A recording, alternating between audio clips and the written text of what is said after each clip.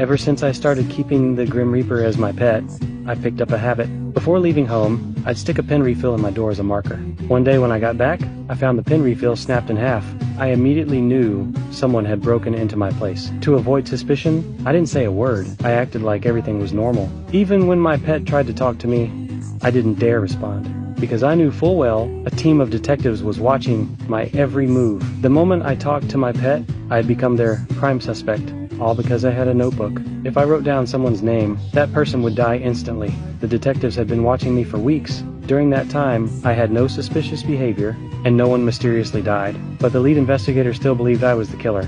He figured the only reason there were no murders lately was because I couldn't act while being watched. Once they stopped surveillance, the killing would start again. Just as the police were about to cancel the monitoring, another bizarre death occurred. The victim died of cardiac arrest, exactly like the previous cases. Everyone rushed to check the surveillance footage, only to see me casually munching on potato chips. It was the perfect alibi. The investigators started to wonder, had they gotten the wrong person? What they didn't know was, I'd hidden a phone and a piece of paper inside the chip bag. When they weren't paying attention, I quietly wrote down the target's name. The next second, that person dropped dead. This shocked the police to their core.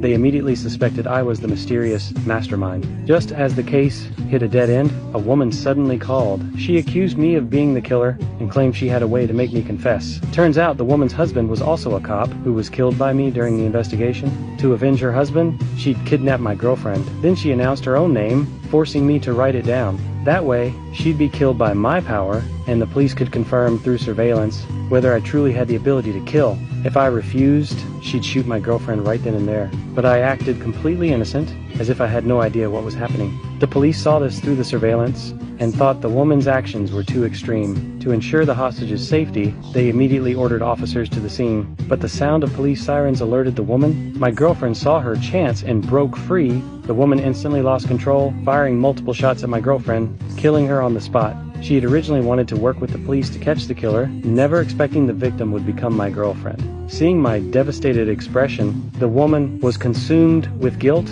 and ultimately ended her own life right there. Little did she know, this was all a script I'd written in advance. I knew all along the woman would come for revenge. To prevent future complications, I found the woman's real name in the church's marriage registry, then wrote in the death note that she would kill herself out of guilt for murdering my girlfriend. This way, I could use my girlfriend's death to gain sympathy, transforming myself from killer to victim. To me, my girlfriend was nothing more than a pawn. Just when I thought my plan was flawless, the detective suddenly showed up, holding that bag of chips. Clearly my cover was blown.